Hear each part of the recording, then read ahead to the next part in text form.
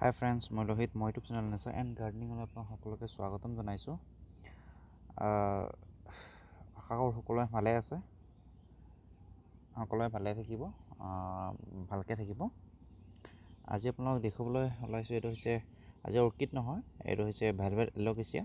কিমান ধুনীয়া চাওক পাতখন ইয়াৰ কেনেকৈ ৰুব লাগে বা যতন কেনেকৈ লাগে সেই বিষয়ে কওঁ। মই এইটো একচুৱেলি মোৰ চাংঘৰটোৰ ওপৰত বহি ভিডিঅ' কৰি আছোঁ।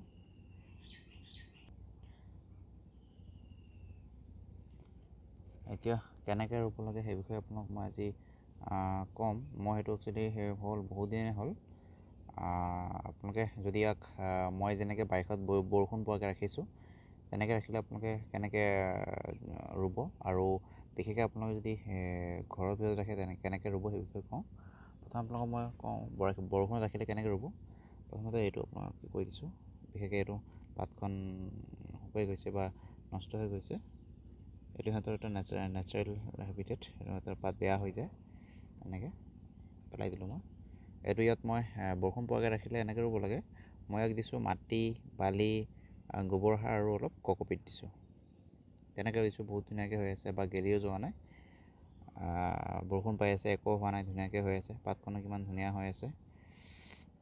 কিন্তু আপোনালোকে যদি ঘৰৰ ভিতৰত ৰাখিব বিচাৰিছে বা ইনডোৰ হিচাপে ৰাখিব বিচাৰিছে, তেতিয়াহ'লে আপোনালোকে ইয়াক বিশেষকৈ কক'পিট, অলপ বালি আৰু ভাৰ্মি কম্পষ্ট দি ৰুব পাৰে। আৰু লগতে আপুনি তলত এখন প্লেট বা যিকোনো তেনেকুৱা প্লেট জাতীয় এখন কি দি থ'লে হ'ল, ট্ৰে যিকোনো দি থ'লে হ'ল, তলত অলপ তাত পানী দি থ'লে হ'ল, যাতে সেমেকা হৈ থাকে। আৰু তেতিয়া আপোনালোকে সকলো সময়তে পানী দিব নালাগে। আৰু যিহেতু কক'পিট এনে পানী বহুত বেছি হ'ল্ড কৰি ৰাখে বা পানী বহুত বেছি জমা কৰি ৰাখিব পাৰে, সেইটো কাৰণে আপোনালোকে একো ইয়াক কি কৰিব নালাগে। আৰু ইয়াক আপোনালোকে বিশেষকৈ মই ইয়াতে বৰষুণ পাই হোৱাৰ কাৰণে আজিলৈকে মই ইয়াক একো নাইট্ৰজেন বা ইয়াক তেনেকুৱা কোনো